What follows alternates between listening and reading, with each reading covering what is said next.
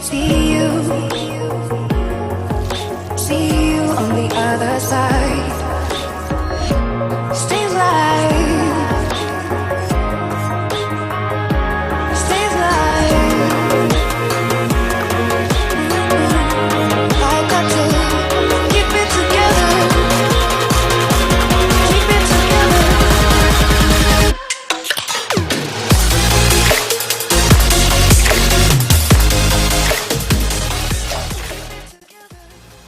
Ladies and gentlemen, welcome back to Cabin Fever Podcast. I am one half of the Cabin Fever duo. I'm Sean. Let's get it on, Evans. And of course, the one, the only, Matt. DJ Uncle Whitney. That's right, we're back in the cabin and we're discussing something amazing. EDC, Electric Daisy Carnival. I just can't stop thinking about it. It's one of these events that I just can't stop thinking about. It's infected my brain in the best way possible. So Matt and I, we sit down, we have a great conversation, and we talk about EDC, the good, the bad, and the ugly. Luckily, there's so much more good than the bad and the ugly, but that definitely exists. And so please sit back, relax, and enjoy the latest podcast. And before that, please enjoy the man himself, Pasquale. The rave scene in the early 90s was insane. It was a completely new world to me. In 1991, I walked into my first underground party and my life was changed forever. People accepted you for who you were. You could dance like crazy, you could dress like crazy, all different kinds of people coming together, being themselves. It was a beautiful thing. The very first Electric Daisy Carnival I produced in downtown LA, it went down in 1997 at the Shrine Auditorium. Moved from being an underground event producer to using a legitimate venue. I had 5,000 people show up. Rabbit in the Moon was one of the headliners. They did an amazing performance and it sold out. I lost money because I spent so much on everything I wanted for it to become. You know, I had no sense of really budgets at the time. It was really about just pulling it off and making the dream come true, and it was amazing. And from then on, I did it every year. I believe that our events bring a lot of happiness to people. I believe it also connects a lot of people that might have not ever met. I believe that dancing is healthy for the mind, for the soul, and it's something that people should do forever. You know, there shouldn't be an expiration date. It's for everyone. There's nothing more gratifying for me than to bring that to people. I know the feeling of attending these events. I'm a fan myself. So to be able to do that for a living is a dream.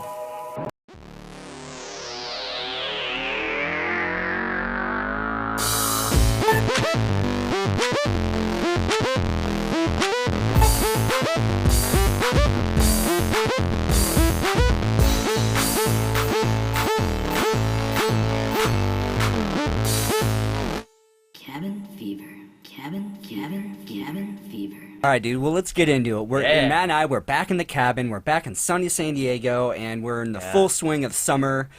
Yeah. And it feels good, man. It feels good. It's very good, yeah. But, man, let's talk about EDC weekend.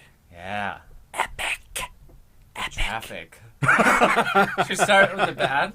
Yes, I think we should do the good, the bad, and the ugly because, EDC is it's an onion, man. In the best way possible. There's a lot of layers to this event, and getting there. Let's just get into it then right away. Let's do you want to jump from coming from San Diego to Vegas, or you just want to jump from? Yeah, no. We can jump around, obviously. No, well, this was my third EDC. Good point. Yeah, let's build. Let's build it up. I went in 2013 with Sean. Yeah, that was my first time. Yep. And then I didn't go again till last year when I went with my girlfriend and some of her friends, and her friends are EDC vets, and a couple of them were with us this year. And then this Thank year, God. Sean came, which was fucking awesome. Oh, Our friend Bill yes. Anderson came. He's been on the podcast before. He was like one of the last minute yeah, additions very to last the minute. crew, which was fucking awesome. Yeah, couldn't believe it too. He was just so down to go. Dad squad for life. Ho ho. Rad dads. Yeah, rad dads. Um, Hawaiian, brah.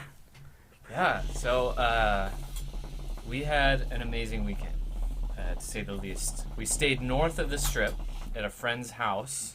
And That was thank you again, that like they let us. full-heartedly. Like it says a lot about you. It says a lot about your ex-girlfriend's parents and your Yeah. ex-girlfriend and Sarah. Like to me, that's like it's a miracle. That was a Yeah, miracle. it Like came that's a together very blessing. nicely. It was such a blessing. Very They- unexpected. They hooked us up immensely. Their home was beautiful. There was a pool there, and they opened their house to us, and we were so grateful for that. Yeah. And they're never going to Big listen to ups. this podcast, but I just want to put it out into the universe that people can really do some really nice things for you. If not, we would have been paying at least a couple $100 probably each Oh yeah, easily. to stay Crammed the in a 4 much days. smaller Yeah, place. crammed in a much smaller space and didn't have the luxury of having our own pool or our own barbecue or just our own fridge or kitchen to work with. Yeah. You know, like, oh my God, it was so nice. It made the trip, it was the cherry on top for sure, a giant cherry.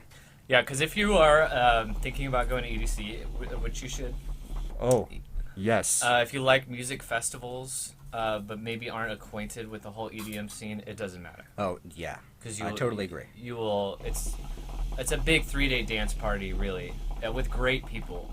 I think that's a big part of the love I have for EDC is like the people are so amazing and so nice, and it's not like I've had negative experiences with people at other festivals, but it's like I've never had so overwhelmingly positive experience with random strangers and individuals that I meet along the way, and that's kind of the whole vibe. Like it's only one, I don't know. It's kind of evident when people are there under different assumptions, I guess, but I rarely even ever came across that. So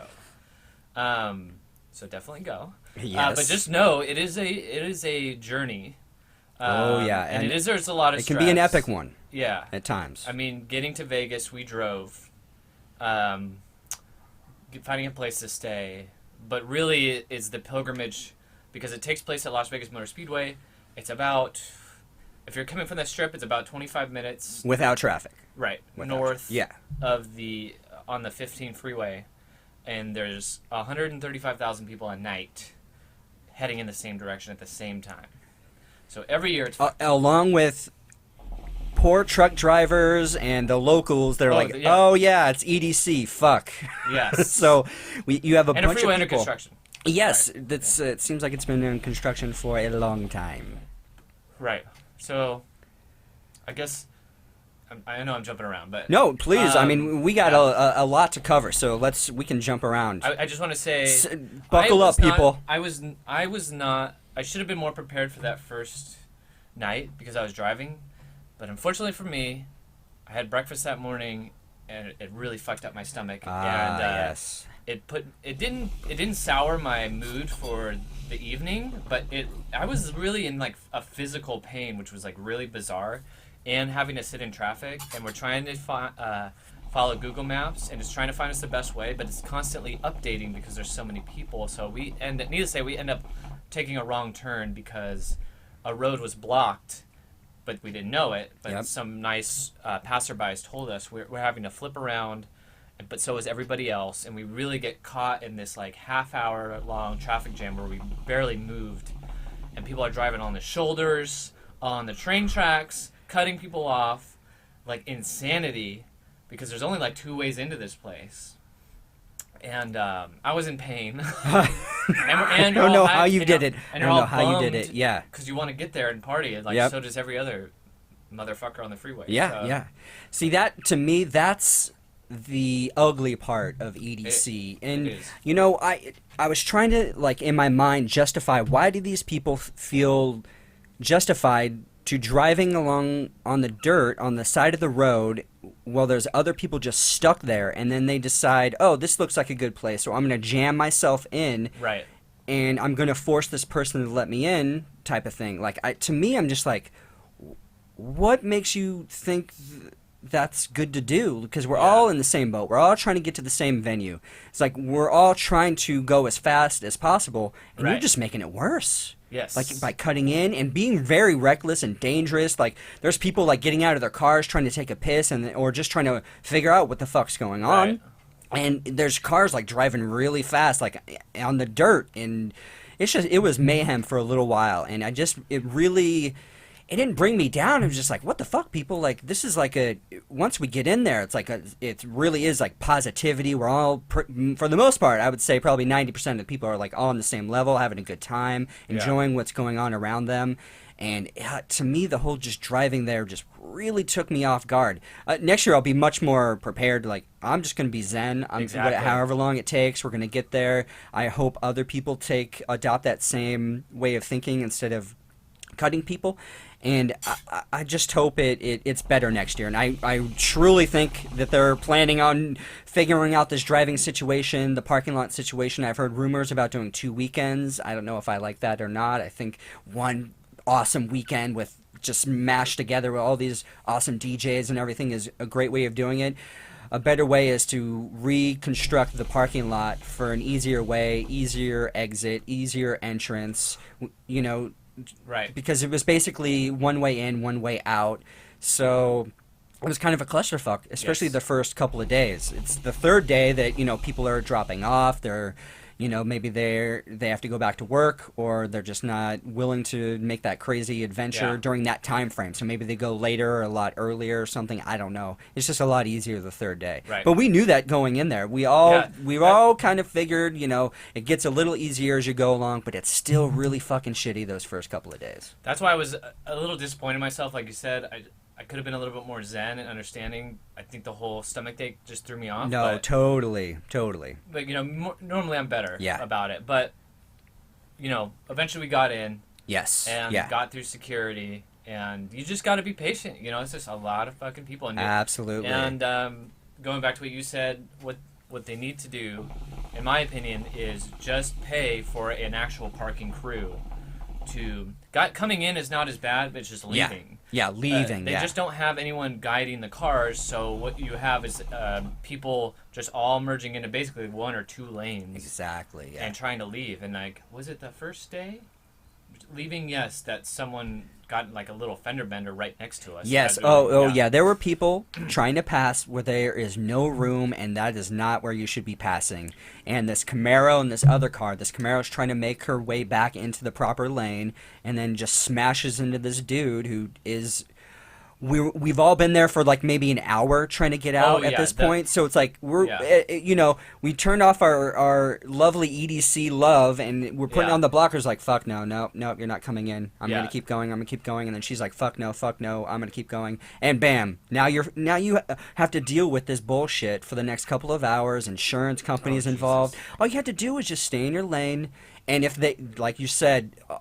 For as much as we're paying every single person that's going to this EDC event, you can hire a good crew. Like, hire logistics. Maybe we should just hire our own crew, like as an EDC family. You know, we'll go out of our own pockets. You know, we'll each put $1 in. You know, all you need is 100 people, and then you could hire a couple people to like, hey, come this way, or put some signage up, like this is the exit, this is the proper way to get out. Next year, we buy some of those reflective vests, and we just fucking move people.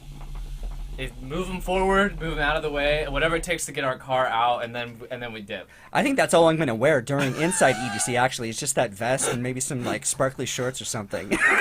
Yeah. Just put that on a totem. Just drape it on a totem. Yes, exactly. And just, like, champion the parking. Yeah, the parking lot crew. Yeah. People the first day, we were sitting there for I think an almost hour and a half. Trying to get out, and then eventually there was a gate to another side of the parking lot that someone wisely just got out of their car and opened it, and finally relieved a lot of the traffic and stuff, and it's just like... And were you telling me, was it the EDC that you went to last year that someone actually cut a hole in the fence to get through? Reddit. Yeah, and I could that was a wealth of information. Was the Reddit forums, and then Twitter, and then other ways of like getting like the inside info and like kind of what people are feeling about the event, maybe getting some inside tips or something like that. So yeah, please continue. Yeah. Yeah. Also, I plan on linking this podcast to the EDC Reddit page. So if you're here from Reddit, thank you for tuning in. And I love Reddit. Leave. Sean. No, actually, I do. I just really kidding. do like Reddit now. Like, I'm really getting into the van forums, and now the EDC The one. I'm really EDC, getting into that one the too as people well. from Electric Daisy Carnival on Reddit is a very active subreddit, and it's thank you. I very much enjoyed being a part of that. And I want to do the meetup. Last year they do a big meetup on Thursday. See, that would be. And they had, like, I would they had love a to ton do of that. people. Yeah. Especially if we plan on going out a day or two early, then it would be like, okay, cool. Now we can go out Thursday, meet up with some EDC crew people from Yeah. Reddit, and then a little bit of a recovery for Friday night. Yeah. So we did this year to pivot, but exactly what I did Jeremy not, Pivot. Did, I'm gonna keep doing I laughed that. so hard. I'm gonna keep doing I that. forgot you made that last episode. Good pun. We did exactly what I didn't want to do, and that was go there Thursday night and like get hammered. I know. Yeah. But we had a house. We had like a big crew. Yep. Me personally, like I am so close with everyone that was there, so I just felt like all this energy. Plus, after driving, Oh like 6 yeah. hours, Yeah. You want to unwind. I You did just wanna want to. drink. Yeah. Exactly. So we ended up just like really fucking throwing down like immediately when we got there, but it was such a great stress reliever and so much fun. Oh, yeah. It was such a good crew of people. Oh yeah. Shout out to our crew. They were wonderful. Absolutely. Yeah. Absolutely. Yeah, and we were drinking a decent vodka, mixing it with some, mixers and whatnot. So it wasn't like chugging beers or anything like that. No, I mean kept it classy. Yeah, real classy. Real classy.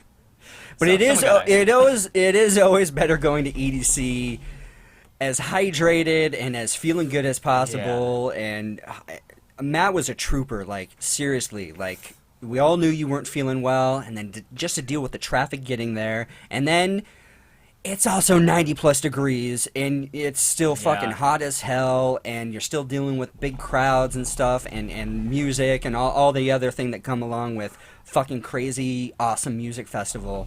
But you were a fucking trooper that first day, so Well, I applaud you, sir. Thank you. Yes. Thank you. But it was all worth it. And Oh, yeah. We didn't get there till with traffic and whatnot. We didn't. I don't think we actually got into EDC till like 9-ish? 9:30. Yeah. And as soon as we stepped out of the car to walk forward, I mean, like I had been having the shits, and then in the heat, I start immediately getting that like sweat, but not a good sweat, like that. Like I don't know if I'm gonna be sick kind of sweat. Yeah. So I'm familiar with that sweat. It's Yeah. not a fun no, feeling. I could like barely walk. I didn't know if I was gonna like throw up or like poop my pants. Like I was like, what the fuck? It's night one. Which end do I need to worry about? Yeah. Oh my God. And everyone, in the parking lot, everyone's so hyped up, and even some random guy was like, "Hey man, you need to be more pumped for this." And I was like, "My stomach's tore up." And he's like, "It's okay, you'll get there." And I was like, "Thank you." Like that's Right, a nice thing to say. And then like, so anyway, getting there, we get in, though. There's something magical about going up. You're on the opposite side of the stands. You can hear the music on the other side of the wall. Yes. And then you go through the hallway, and then you're immersed right in the Cosmic Meadow, and you're up high, so you can see the whole layout basically. Exactly. Yes. Of the venue, and it's experience unto itself is like laying eyes on. Even though I had 6 times before that, Right. it's still just amazing. Yeah. Because you haven't seen the layouts yet. The stages look different. It's just a really like magical time. So anyway, I ended up chilling out for like an hour and a half, but I was good after that. And Yeah. I ended up having a great night one. Kept it clean, kept it sober that night. Yeah, right. And I still just had a really kick-ass time, especially watching you, watching my friend Bill who had never been, and of course my girlfriend and her best time. That's basically like their element. I mean, my girlfriend dresses up to the nines. She's getting her photo taken with a bunch of people because her costume was so badass. And we had a kick-ass totem. It was a Kermit meme. Yes. Evil Kermit meme. We'll post it up. But yeah, no, explain it. Yeah, say what it says. If you're familiar with the Kermit, evil Kermit, it's basically Kermit talking to evil version of himself. And the caption we had was, "I should go get water," and then it says, "Me to me, get closer to the stage. Yeah. And it was my I girlfriend's loved it. idea, and I got to make the actual picture or whatever, and I put like psychedelic colors behind the Kermits or whatever, and we had lights around it, and it was a fucking hit that weekend. Absolutely. I held a totem a few times throughout the weekend, and I could be holding it for 2 seconds, and someone's going to come up and they're like looking at it. Either they're pointing at it and trying to like get their friends to look at it, and they're laughing, they're enjoying it. A bunch of people are asking to take photos of it or photos with it. It was top notch, grade A, great totem for that year. Absolutely awesome. It was a hit. It was hilarious. Huge hit. It felt like, almost felt weird holding it too, because I felt like I'm like a Yeah, I'm like, attention I'm right a now. fraud. I didn't make this. I have nothing to do with this. I'm just a part of the crew. Oh, it was so great. So good. And it made the experience even better It did. because It really did. everyone's like appreciating a really good totem, which is, and they, Kylan and just did a fucking phenomenal job with it. Phenomenal. Yeah, like I said, And Katie. I don't want to forget Katie. there was one night where I mean, we got so many compliments, but one guy just came up, put his hand on my shoulder, and he's like, seen a lot of shitty meme totems, but this is by far the best one I've seen at EDC. And it was just like, I was just like, wow, thank you. Yeah, that's such a nice compliment and stuff. Like, it was a great way to icebreaker, obviously, because people would come Oh, up, for sure. take their picture, and just say, hi, what's your name, or where are you from? I noticed the where are you from is like a big thing at EDC. Exchange. And it was just great because it's like, oh, I'm from here. Cool. Right on. Because see, with EDC, you're in Las Vegas, so people are coming Everybody's from coming. around the world and around the country, around North America. They're all just migrating to this fucking awesome event in Las Vegas. And yeah, it really was just like, where you from? What you doing here? It was just a good, like, communal, tribal, in a way, experience. Yeah. Really fucking awesome, yeah. Yeah. Also, I wore my Padres hat a couple days, and I had not a lot, but a few people come up that were from San Diego and just be like, what up, I'm from San Diego, you know what I mean? And that's nice too. You're like, That's a great, oh, cool. yeah. Someone from, my backyard. Yeah, is like, exactly, yeah. here, and Made the just journey out there, yeah, Yeah. exactly. a lot of positivity around. Oh, so. for sure. So take me through your first day. Dude, okay. So when we first walk in, obviously it's Neon Gardens, right in front of us. Cosmic Meadow. Yeah. Sorry, excuse me. Cosmic Meadow is right in front of us. Obviously, a DJ's already in like full force. He's kicking in. You walk right to the edge of the rail, and you just, excuse me, you look down, and there's a bunch of people sitting. And there's a bunch of people just having a kick-ass time right there near the stage, and you're brought right back into like this amazing, fun, hyped, awesome energy. And of course you just see the amazing lights, you see all the stages, you see off to your right, you see Neon Gardens. It's like this awesome, almost like a pyramid, and they have all these lights at top, and they're just like making all these cool formations, and you're just like, I want to check that stage out. And you see the bass pod going off in the distance. You're like, I gotta check out bass pod. And then you see over off to the left, you see the main stage, and I still didn't grasp it until, what was it, the second night that we actually went over there? Yeah. It wasn't until the second night that I really appreciated the main stage, but god damn, it was nice to see from afar. But once you get down, I don't know, the boardwalk, the alleyway, and you just see these two massive owls just perched in front of you, and then you look through and you just see a sea of people, and then you see the main stage, and you see this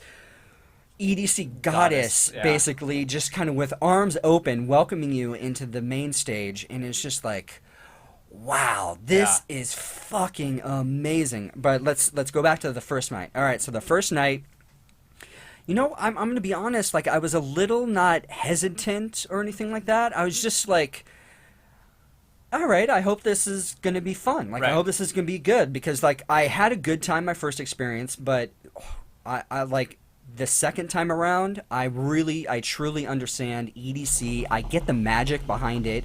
I get why people want to go year after year. I get why there's a 60-year-old couple going to EDC. I get why age has no bounds when it comes to EDC. Yeah. And for me, like just my ego, I don't know, maybe it was like, oh, I'm in my 30s. Do I need to go to something like this? No. Yeah, you fucking do. Yeah. Especially, I'm going to say it, it was my first time doing MDMA, ecstasy, and that like took me to a level that I had never felt before. Like, I was truly just right there in the moment, enjoying it. I wasn't thinking about my work. I wasn't thinking about the past. I wasn't even thinking about the future. I was just there in the moment. I was enjoying it with good people, with my friends, and just random, like a sea of people around me. Like, I felt like we were all just on the same level, enjoying the music. Yeah. I knew a couple of the major DJs, you know, that were there. And then, luckily, Katie, she was so awesome. Like, Yeah. for the first night, obviously, Matt, unfortunately, was feeling a little sick. So, Kylan and Matt kind of held back. But I was able to go, you know, a little closer to some stages with Katie and with Bill. And we got some amazing experiences just getting a little closer to the stage and just, like... And Katie knew all these good DJs to go and check out, and it was just great to have her there and Bill there, because, you know, you're in the moment, you know. Yeah. I wasn't sure how I was going to react to what I was taking, how my mind was going to react, but I never got sick. I never felt bad. I never felt like ill or anything. I just wanted to dance and have a good time, Dance, dude. Sean did. And I danced like a motherfucker. You Once did. it really kicked in, like, I couldn't can't stop help- yeah, you dancing. can't Like, I stop. wanted to just move. Like, even when we weren't even at a specific stage, just walking from past the stage, I'm like, oh, I like this song. This is Yeah. a good beat. Like, I'm Yes. gonna move a little to this song, because Yeah. you know, it for me, it just took away the. I don't know if it's inhibition is the correct word, or like I just I think didn't so. care. Like, I just wanted to just have a good time. I just wanted to feel the music, be there with my friends, and just enjoy it. And Yeah. that I did, man. Like, I felt so good the entire time I was there. I regulated myself. I felt like I didn't go overboard, you know, when it Yeah. comes to taking I want to call it Sarah. I don't want to call it Molly, because it's serotonin. Like, that's what Right. it's boosting, that Right. sweet juice in your brain. And, like, the first night was just really, really amazing for me. Like, I just felt like, yes, okay, I finally get it. I understand what EDC is. I just understood. It Okay, just so- felt so good. If you have sorry. any questions or anything like well, that, or, what I or wanna- comments, What yeah. I want to say, because this is what really like made one of the things that made, especially the first night, if not the whole overall experience, was I was so glad you came with us. And then during the first night, I remember we're like near the water stations, and I see you bust out your little baggie and like take it, and I was like, oh, Sean's taking off, you know. And I, you know, me and taking things, I'm always just so nervous. I'm nervous for my friends. I'm nervous for myself. That's how I am. I'm a worrier. So I'm just like, okay, I hope Sean has like a great time, you know? Yeah. And so we separate, you know, we come back a little bit later, like Yes, probably an hour yeah. and a half later or whatever. And I see you, and I remember, and I'm kind of like watching you out of the corner of my eye, and I go up, I'm like, hey, how you feeling, you know, because I want it, and you're just like, oh, you know, I feel good, like nothing's like too crazy. I'm like, okay, cool, you know. And then I don't know how long it was later, Well, but, I do remember that, yeah. but yeah. you guys, we get, you know, we separate, or you guys go into a crowd, and I'm kind of like hanging out on the edge, and then we meet up again later, and like we meet up with everybody, and then Sean, you just like walk right up to me, and you're bobbing your head, and you're like, hey, Matt, I get it. Like, I get it. Yes, yeah. I get what you're talking Yeah. about. I get what you're talking about. Yeah. Probably for the last year, I've been talking about how I got it after Yes. the second time. Yeah. And I'm Yeah. in my mind, I'm just like, huh, I wonder what that is. Right. Boom, Right. clicked And into place. And you just said it so, like, fast, and, like, you just, like, in that moment, you just spoke, like, directly to me in, like, 100 other conversations. Because I was thinking in my mind, like, especially, I knew exactly when it hit me, and I'm like, I gotta tell Matt, like, because I'm like, I get it. Yeah. I know what he was been saying for the last Yeah. year or whatever, and Yeah. I'm just like, yes. And it was, like, in that moment, too, I felt, like, so first validated because of a similar experience, but also that, like, oh, sweet, Sean's, like, having such a good time, and, like, yes, this is why we came. Yes, You know, like, yeah. It was just a lot of, like, check marks off my mental list or whatever. And so that was, like, amazing. And that was, like, still, like, pretty early in the night, too. So Oh yeah. Oh yeah. it was great. And then from then on, I don't think I spoke to you that much. I mean, Sean was literally dancing the whole time, and that was great. And, you know, just on the third night is when I had my fun with Sarah. And I did a little bit the second night, and I had a really good time. But the third night, I took a different one and had it kind of took me to the next level. And that's when I couldn't stop moving. And then I was like, oh, I gotta watch Sean fucking dancing all the time because I really couldn't stop. And like you said, walking between stages. Oh, yeah. I just like did not want to stop. Exactly. And even the whole ride home, I like played music because I was just like, Yeah. I'm still feeling good. And you gotta understand, it's so fucking hot. Like, it's really, Right. really hot. It does cool down as the night progresses, you know, Oh, yeah. around 2 a.m. It's not too bad, but between then, it can be pretty toasty, especially if you're dancing nonstop. And when you are taking Sarah, like, your body, your core temperature does increase from what I've read, and I didn't really realize that. And Kylan was just such a good Sherpa, I want to say, a great helper. She was great in just like, she gave me this cool rag to like put around my neck, or just to like put some cool water on my face and the top of my head, or just giving me fruit, or just making sure that I was okay. And I so greatly appreciate that, because it's like, you do need that, especially when you're doing something like that, when you're not that familiar with dosage or even really what you're taking. Yeah. I mean, you really are rolling the dice. Like, I just Rolling. yeah. And just since EDC, I've been doing so much research on these, people want to call them party drugs or whatever they are, just doing the research in it, because it's like, I want to know what I'm consuming, because I've been always like natural, like, mushrooms are cool, ayahuasca's cool, you know, shit like that. But then when it gets to like man-made stuff, it gets a little dicey for me. But we looked out, like, we did really good, and what we were taking was the perfect amount for me, and I just hope we can get that again next year. But dude, like, every night was just such a fun experience for me. Every stage, it has a different vibe and a different feel to it. You can tell, like, the bass pod stage, it's like headbangers, man. Like, they're really getting into it. It's like, and what's amazing about these stages is you just feel the music, you feel everything around you. You know, even when I wasn't in 2013, I still felt that feeling, but this time around, it's just like, you feel everything, dude. Like, it's just like the sound, the bass, the treble, everything is just flowing through you. It's just so fucking epic, man. And then just to like look to your left or your right, and you have your friends next to you, and they're having a good time, they're dancing along. And there were times where I felt like, I hope I'm not dancing too much, but fuck it, I'm just going for it. I can't stop. Even. I want to have a good time. And dancing kind of like, I felt like it cooled me off a little bit, you know. I'm just moving around, and that's kind of where my tangent was, when it's like really hot out and just kind of want to move. You know, that's true. But you having a good time made everyone have a a great time. I really hope well. so. I hope so. It was amazing, and especially I was a little bit worried about my friend Bill coming, only because he's been to music festivals, nothing on the scale of EDC. Right. And we're gonna have Bill, and we will definitely talk about his first experience. Yeah, absolutely. But he was having such an amazing time, and then I felt good. I'm like, man, I'm so glad I got to like bring my friend here, and then he's enjoying it on top of it all. Like, awesome. And then stage wise, did you have like a favorite? Did anyone? Dude, I really like Circuit. I really enjoyed Circuit. The DJ are always really, really good. They're varied, but just the way it's set up is really cool. And you get to see like some good fireworks, and you still get like good confetti and pyrotechnics and all the good stuff. Circuit Grounds has a bunch of screens.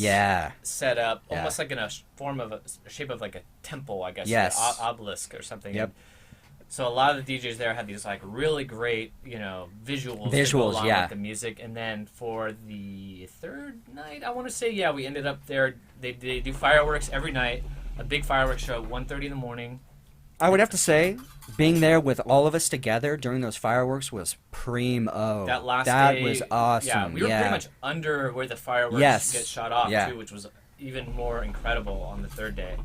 Just for perspective-wise. Was that Dylan Francis? No, Dylan was on the main stage. Oh, that's right. We were there for the fireworks, I think, during Seven Lions. Seven Lions. Okay, yeah, that sounds right. Yeah. It was Flosstradamus. Ooh, it was one of those. It might have been. See, I remember the DJs and I remember what stages we're on, but I am mixing up the times we were there. Days and times are getting a little jumbled. I remembered as we were going, and then now it's like, was that night 3 or night 2, 1? I don't know. It's hard to say, but even this year too, we did a good job of circling stages, but there was a couple stages that did not get to experience too, and a little bummed. Like I really did want to do them all because it didn't really matter. Kind of, especially if you're rolling hard. No, like, I agree. You kind of, it changes up and you just kind of get into whatever they're doing. And Exactly. It's nice. Like the people change a little bit, like who's drawn to like what stage. Our friend Marco, he loves house music, and he pretty much spent all 3 nights at basically the house stage, Neon Gardens, but that was great because we knew where he'd be. Yeah, exactly. Yeah, and he did venture out with us a couple of times. But I also told him the first night, so I was there, we were all kind of just hanging out on the outskirts of Neon Gardens and just kind of enjoying it. Really cool lasers and whatever. But yeah, it's a certain type of DJ, certain type of music. But it wasn't until maybe later the first night or the second night, I'm like, I went up to Marco, I'm like, I get why you're here all the time. This is a fucking epic area to just hang out and just dance the night away. And he had like a big ass, what do you call it? A crystal ball mirror? Oh yeah, disco ball. Disco ball. Yeah. It's more of a chill area, and there's a lot of people. Like there's a lot of more room, I guess, inside because you are kind of inside this big tent, and people are dancing and stuff, and you just kind of like you move a little, to the music and stuff. Yeah. But it was a nice place to kind of just go and chill out and still be enjoying the music. And it was cool. It's not as overpowering. I guess. Right, and then on the outside, it had all these giant mushrooms that were lit up like neon mushrooms. It was so cool, and a lot of people just sit down, maybe take a breather, hang out. Yeah. You still can listen to some music, kind of just chill out, and it was a perfect spot to meet up. I think next year that's definitely a great meetup spot. Is right there. Exactly. Yeah. Exactly. Costumes. People were all in costumes.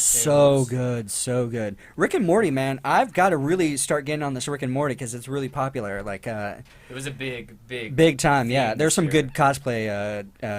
I guess it would be Morty, right? The doctor. No, that's Rick. Is that's Rick? That's Rick, okay. yeah. Well, I'm sorry. A lot of people just rolled their eyes. Oh my! Please continue listening. I promise. I'll fix that. A lot of Rick and Morty totems. Yeah, a lot of totems. Yep. Music-wise, there's always in the year. There's my book. Oh, okay, good. That's something. Broke. Nope. There's always like some songs that kind of permeate DJ sets. I always kind of try to pay attention to. For example, the first year we went was the year of the Harlem Shake. Oh, there goes mine. The Harlem Shake. So everyone had their own version of the Harlem Shake. That first year we went. And then last year it was The Weeknd was like really taking off, really big. And this year it was Kendrick Lamar. Like everyone had a freaking Kendrick Lamar remix in their sets, which is cool. I think it's cool because it's kind of like the pop culture, like whatever's kind of permeating exactly. music right now. Everyone's got their little take on it, which is fun. And this year we heard like 3 DJs mix in Blink-182 during their sets, which was really cool. Yeah, it was interesting, yeah. And that's why I really wanted to see Getter, because he does that during his sets. He puts in like, he'll just like cut to some like metal riffs, and like he played Sum 41, like almost the whole song. So good. I loved it. It was so good. And it's just great, and everyone's so into it, just like stuff that everybody knows, and it's different, and like it just makes for like a really exciting kind of experience. So stuff like that I definitely look forward to as far as the music goes. Yeah, definitely.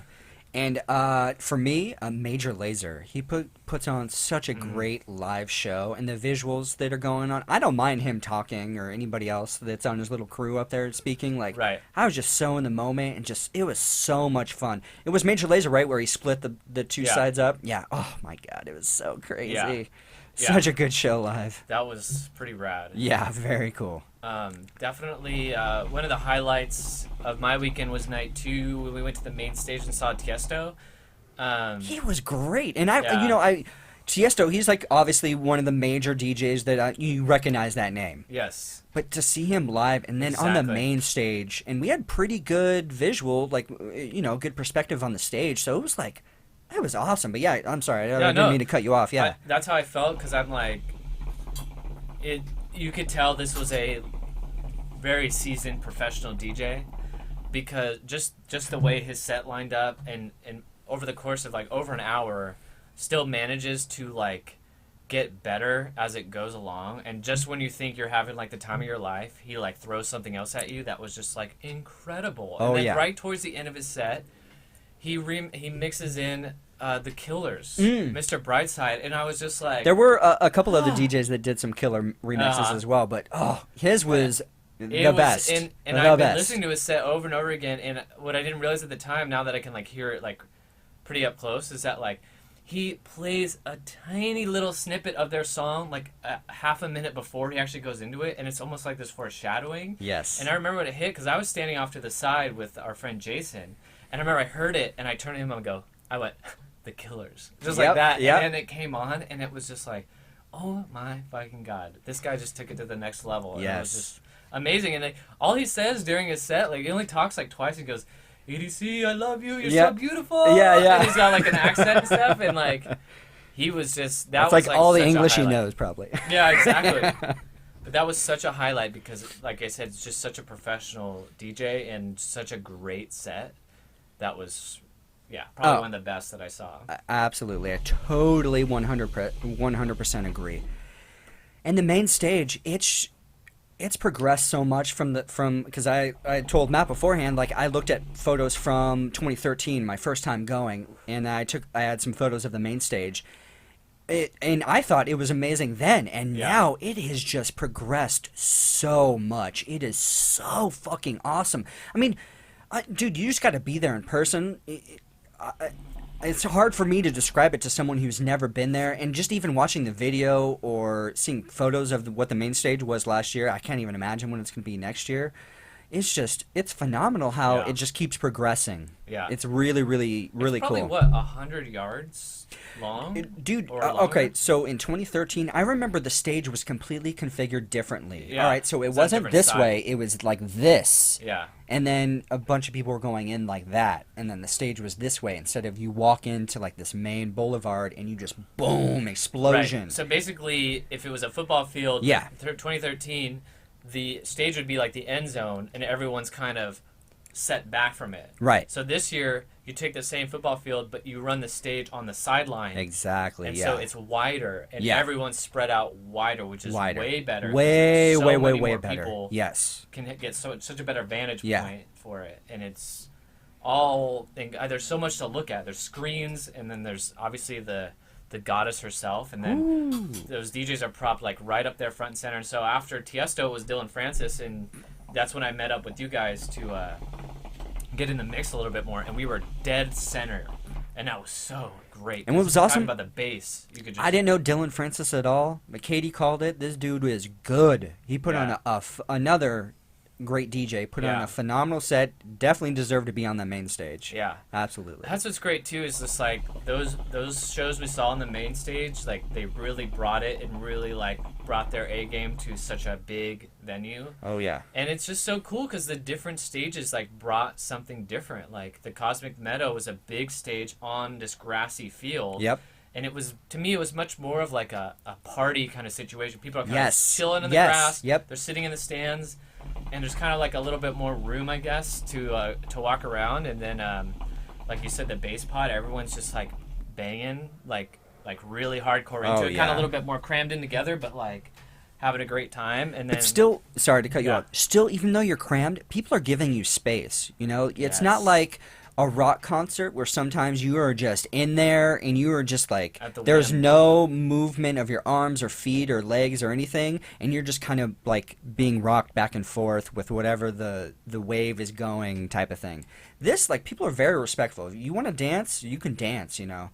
It's really, it's phenomenal when you get in there. When you're dealing with, like, I don't know how many people can get in that, like, the main stage area, like, or even the Cosmic Meadow. Like, a shit ton of people can fit in there.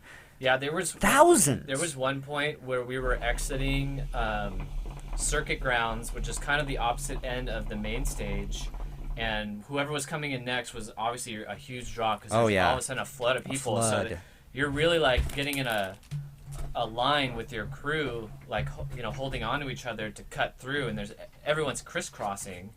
But and it got like a little overwhelming because there's so many people, but like you said, everyone's so respectful and they just want to get through, so the lines keep moving until you're out of it. And you never experience that at any other shows or with any other crowds or anything like that. That's why it's so great.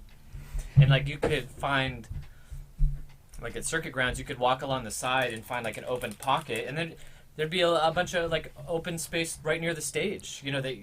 Just because people don't want to they want to get in close, but they don't want to crowd each other. You want to be able to move and dance and like have some breathing room. You need it, and that's what's great. And like we took our friend Bill, and he had been to a bunch of shows and festivals, and that was like one of the biggest things he took away from it too. He's just like, yeah, like you're given your space everywhere you go, and people are so friendly. Even if you bump someone, they're just like, oh hey, sorry man, like hand on the shoulder, like we're all good, And I was dancing quite a bit, so I did bump a couple of people, but you apologize real quick, and they're totally cool because they're bumping you as well because they're dancing, having a good old time as well. So there's the people that like, and my girlfriend's one of them that just their thing is that they love to give to other people. Like you said, with cold rags, giving cold rags, spraying with water. Yeah. People have little spray I call them bottles. EDC angels. Like there was a bunch of people, with the spray bottles, like walking. Maybe they're leaving or they're entering into the madness of the DJ or whatever, or they're just leaving to go to another set. They're just spraying their bottles, and it feels so good. Just have that cool mist on your face, especially when you're just like dancing really in that moment, and just like, oh yes, it's just a breath of fresh air. It's like, oh, big thumbs up. Yeah, and those people are great. Yeah, but please keep going with Kylie, because she is like a EDC angel for sure. Exactly, and it's really cool thing to experience. Is like those people who are just like that's their thing that they love to do, is like just kind of, or there's people walking around doing light shows, giving you a personal light show to go along with the music, and it's just like feels like incredible. And there's like that one guy, and the last night he just walked around sharing his glasses, and you put on your glasses, and whatever light reflects little hearts around the lights, and you're just like, that is the coolest thing. Like it's just like a little gift they give you in the moment, and they know.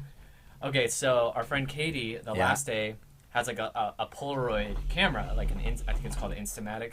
Yeah, I wanted to bring this up because this is please go. And so her thing was she'd kind of wait, in the crowd. She did it all 3 nights. We were there. Okay, all 3 nights. I was only present for the third night. Okay. But, no, she did all 3. She'd basically find, couples, friends, people that were like interacting, had their arms around each other, kissing like on their shoulders, and like take photos of them like from behind, and it prints the photo automatically, and then she basically surprised them with these photos. And it was the most surreal, like heartwarming thing to see in the moment, was the reaction these people would have to a surprise. Hey, guess what? You're here with your loved one, and you're having an amazing time and amazing connection.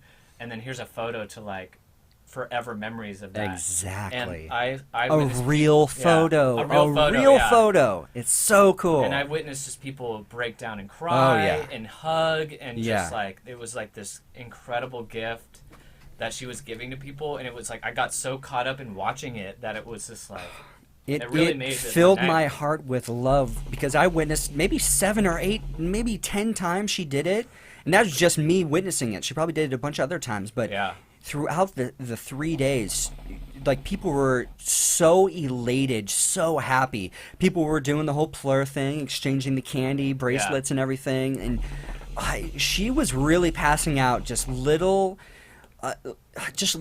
specks of just happiness, and just giving it to these people to experience for the rest of their life. I hope all those people cherish that little beautiful little Polaroid that she handed to them, and that made my experience even more. Like it lifted me up to like even higher spirits. Like Katie, she was doing it right, and I wish I could have done that or thought of that. She's just like, she did such a good job, and she was like legitimately like very consciously hunting people down, not hunting them down in a bad way, but like just very cognizant of what was going around during her surroundings, and just picking out like these perfect moments.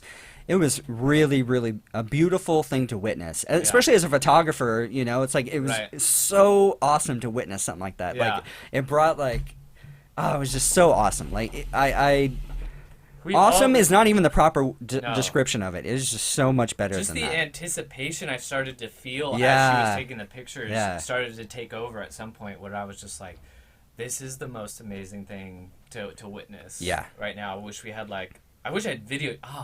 I didn't even think about. Yeah. I should have taken a fucking video of her doing it. Absolutely. Damn it. Next year. You're so in the moment. Next You year. said, next year we all need to get those cameras. Like those are- Kylan's already. I think she already bought. I'm she sure was they're on buying Amazon. one. Yeah, absolutely. Yeah. It's such a fucking awesome idea. Oh, hey now. Yeah. Goddamn. So yeah, Yeah. just I applaud her for that. Such a cool thing. Yeah. So, I'm sure you've heard. If you're not familiar with EDC, but I want to like clear the air because staying hydrated is so important out there. All right, I have this written. I have this yeah, written down. I okay. think I know where this is going. Because they provide free water stations. Yep. You can bring in a Camelback, you can bring in a water bottle, you can bring whatever you want to hold in water, and they have at least 3, maybe 4 Main water stations. stations. Yeah. But they're big. Oh yeah. There's a lot of, and there's people working them and self-service ones. Yeah, the only time I ever saw it crowded was the first night when we walked in. The first one you come to was like pretty packed with people. Other than that, maybe a minute, maybe 2 minutes of waiting before Yeah. you got water. They're very cognizant of how important. Plus, vendors everywhere selling water bottles. Yep. If you need it, because it's so important. You're moving. It's the Because desert. it's Yeah. dry desert heat. It's in the 90s. It does dip down, but it's still very hot, and you're moving around and Yeah. whatever else you're doing. You know. Well, and then they know people are going to be taking drugs. It's Yep. not a mystery. They frown against it, you know, for legal reasons, but they do know what people are doing there. Right. So, unfortunately, a man passed away this year. 34 or 35? 34. 34 years old. Yep. Yeah. It said it was about 3:30 in the morning waiting for an Uber at the Uber lot. But it was just, I felt that they weren't getting the whole story. I mean, of course, The it's a news tragedy. skewed it Yeah. for sure. They did not get the full story. And they did interviewed not. his wife, yeah. and they were just trying to say that there were these hour-long waits for water, and that water was not readily available, and that contributed to this man's death, which is just not the case. Completely untrue. Yeah, it's completely just, not true. Unfortunately, you know, I don't know if they release autopsy or whatever, but he had like an internal temperature of like 109 or something. Like, first So of all, could that be an illness? Could that be contributed to maybe he took too much of something? Yeah, he most likely wasn't properly, or if he was with someone, they weren't taking care of him, and he wasn't looking after himself because the water is very readily available. And I understand that the lines for Ubers were long and stuff like that. So yeah, like he could have been outside the venue waiting for a while. But I will say that at 3:30 in the morning was a lot of times when we hadn't even exited the venue yet. We didn't get together till usually 4:00 and Yeah. then exit. It's still dark out. Yeah. And that heat does kick in probably at like closer to 5, like 4:45. When we were in the parking lot waiting to leave, you can see the sun kind of making its appearance. And of course, as it comes up, it starts to get really hot really fast. But this was at the time I guess he actually passed was like 3:30.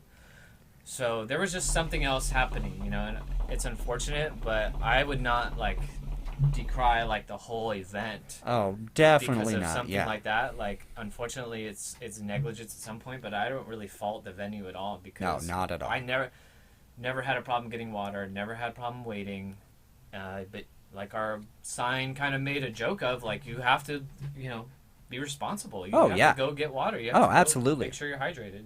Oh, for sure. Yeah, and I never felt like at any moment that I couldn't get water. Not even if you at the most desperate you could get was at the bathrooms. Like you could fill up your water. They had those little water. I don't know how good that water is Right. at the pump stations. It's probably not like drinking water, but if you really had to get water, you could go there. Not to mention, it's EDC. If you were down in the crowd and all of a sudden you really need water, Oh, people all you everyone had to around say- you would yeah, be like, it's "I need some water, please." Like, I'm very thirsty. Yeah. Right there. You would have hoses from Yeah. Camelbacks coming your way. You would have You'd have bottled people water. clearing out. Yeah, an yeah. area Give this for guy you some to air. get Give this out. guy some air. Yeah. Like, someone would take over and help you. Not, That's interesting. What if not- that guy had passed out and he was still like within the boundaries or whatever? You know, was able to like, hey, does someone have water or something could be completely fine. Maybe he had some condition that we don't know about, beforehand. I know his wife said that he was perfectly healthy and all that other stuff, but you never know. You never know what's going on with somebody. Who knows? I just really don't feel like they should fault the Insomniac or EDC itself for not providing water, because there was plenty of water. And yeah, there were times, maybe if like a main stage let out circuit stage let out right there where the water is, then yeah, it might take a little longer to get water, but there's a couple other, you just have to walk a little bit to go get them. They are there, and there's food, water, drinks, whatever you want are all there for. Yeah. If you want to spend $5 for a bottle of water, you can go for it. Right. If you really need to. I don't think any vendor would deny someone who's desperately needing exactly, water. Exactly. People would probably even let you cut if you were like really desperate for water and you had to get up to the line. I'd be like, okay, dude, yeah, go. I'll wait a second. Yeah. No biggie. It's just that's the environment you're in. Yeah. And if people are like afraid of some kind of like apocalyptic scenario where everyone's vying for water and passing out left and right. Right. It's not the nowhere case at near all. that. Nowhere near that. Yeah. Yeah, and even the wife was like, "Oh, he said it was going to be his last rave." So this is a guy who's been to raves. Like I think he knew the circumstances in which he was getting into. Right. So who's to say? Right. Unfortunately, I think every year they do have at least someone. Yeah. Which is unfortunate, but at any major event when hundreds and thousands of people are going to something, and you might be going under whatever conditions you're going to go into this event, it might not work out in your favor. Yeah, and people are irresponsible. Yeah, they want to party. I mean, we saw people exactly. chugging Jack Daniels in the parking lot. See, that to me doesn't make sense. And that's a great point, because I remember seeing specifically a dude sitting at a bench. He had a beer in his hand, and he was just like slumped over like this.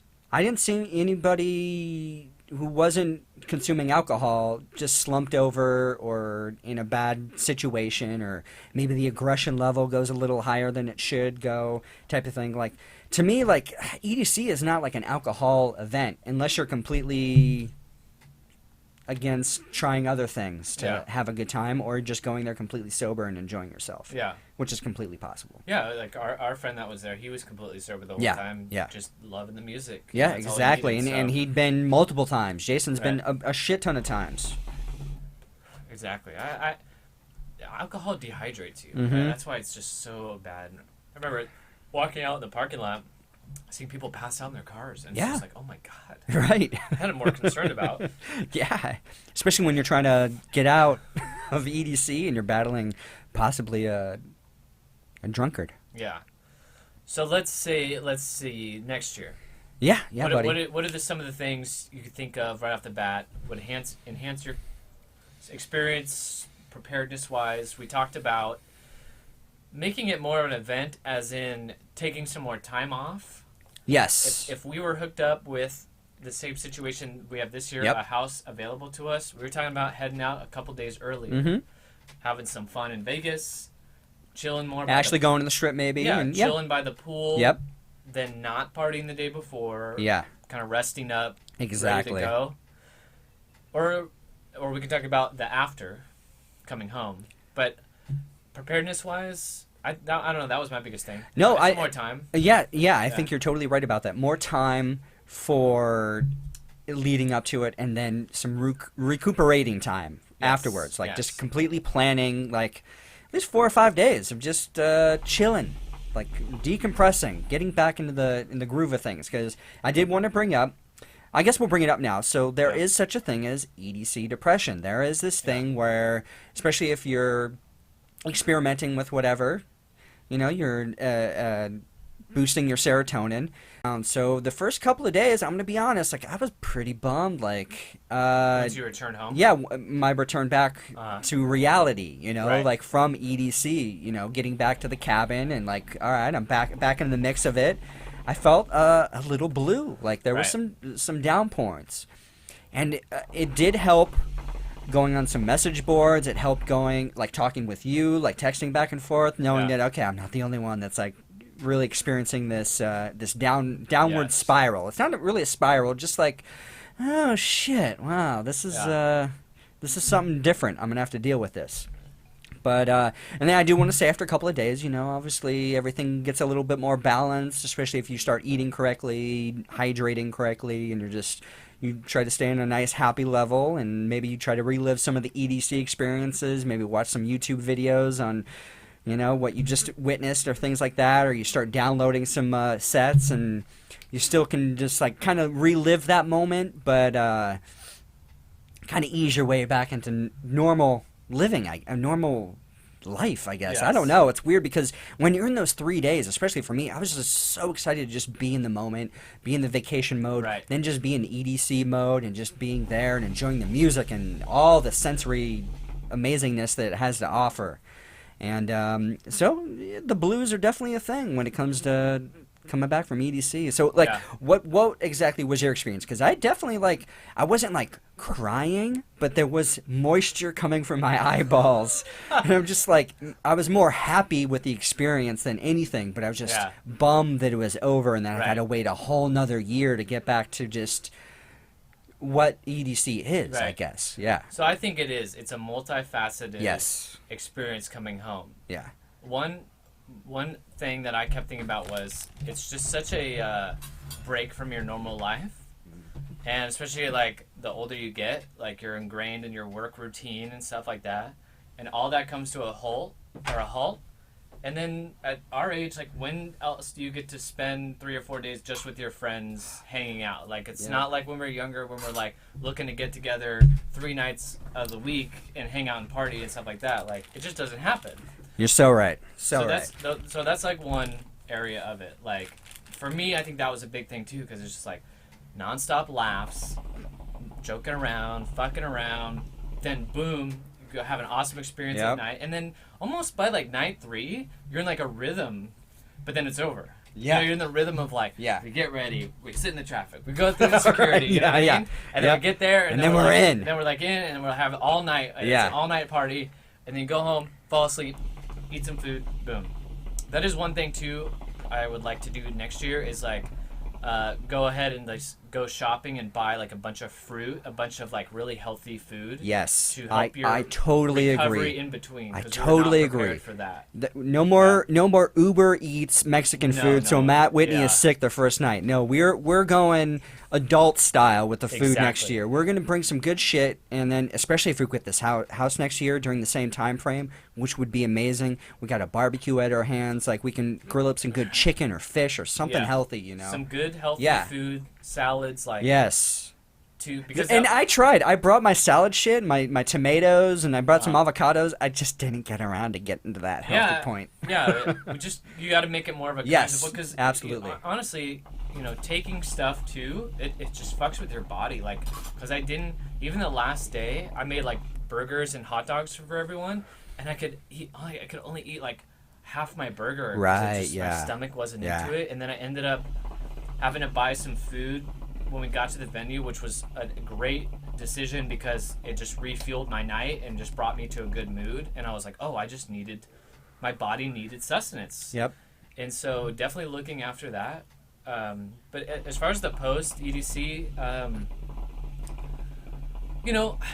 and I thought this while I was there, weirdly enough, and I think it was, for me personally, leading up to it, I was in flux about my job. It was stressing me out more than it needed to be. I think if I had left in a better place, I would have had a better time coming home. But it came to, I was so stressed out before I left that a week before EDC, I kind of was like, Matt, like, you're going on vacation, you earned it, you need to just relax and like not worry about stuff until after this vacation, because I didn't want it bleeding over into my vacation. Which was good because I did when I was there, and I was there the whole time and I wasn't thinking about work, but it was kind of like leaving a bunch of irons in the fire. And then when I got home, it was like all like kind of like plunk. And I gave myself 2 extra days to recover when I got home, but I really just did a whole lot of sleeping because I did feel like I was in a funk, and I missed being there and I missed being with my friends. And then on top of it, when I did go back to work, that was a rough day at work because I was like, I'm not ready to be back in this situation that I wanted to leave before I left, kind of thing. Right. So for me personally, that added to the whole of post EDC. Like, I'm like, I needed more time, but also hopefully next year you'll be in a completely different place situation. and position, and I'll know that going into it, and then it won't be the biggest deal. And I'm sure it's the same thing for you, making all these life changes right before EDC. Holy shit, yes. Taking a break. Okay, no shit. Now I'm back. Yep. Absolutely, dude. Yeah. For me, man, like, I almost equate this EDC experience to my ayahuasca experience. Like, I was gonna ask you that. It really did change the way my outlook on life now is much more happier, like a little bit more positive, and it was just an extremely not psychedelic. I don't even know what it's not psychedelic. It's just an experience. It's just an eye-opening, a heart-opening experience for me. It was just so phenomenal, just so great. And I'm with you, and I think that because even though, like, coming back to my job was shitty, my interactions with my customers and my coworkers has been on another level, and I think I think from like a medical standpoint, I get why they use MDMA to treat people with depression, people with PTSD and stuff like that, because you just need a reminder and an elevation of that level, of that magnitude, to get yourself right. Oh yeah. Because sometimes you just can't do it naturally. Yeah. As much as, you just can't. And like, I was so boosted, it's carried over, and it will carry over for a long time. It's just like, oh yeah, that's right. Things aren't that bad. Yeah. People are fun to be around. I was just so locked into the grind, working, that it just was just trapped in a fucking situation. Yep. And I would assume it's got to be the same for you, because you do run your own business, so you're on your own. Your interactions are limited to that, and then all of a sudden you're thrust into this situation where, like you said, you feel at one with everybody, and like every human being needs that. Oh yeah. On something or not, you need it, and I think something like that for people like you and I inhibits you and then allows you to feel those things again. Yes. And you're just like, okay, this feels right. Yeah. That's why I was almost wondering about your experience, like, compared to like doing ayahuasca, because it's like completely different. I've been meaning to bring it up, but yeah, it's a communal. It's very similar. Yes, because the people I was doing ayahuasca with, I feel like they're my brothers and sisters. Like, we went through some weirdness all together, and like this odd ceremony, like, through 3 nights and 14 days down in the Amazon jungle. But we spent 3 days in Las Vegas experiencing some of the most epic music and just like energy amongst the people, the lights, everything that was going on around us. To put into words, you just have to experience it and do it and be there and really not like over analyze what's going on or what you're feeling, but just be in the moment. Just be in that moment at that time. I also equated it to the experience of being on Sarah. Is an introvert's way of experiencing true extroversion. Goddamn yes! Yes! I totally fucking agree with you. I think the people you encounter there are all the same in that regards. Yeah.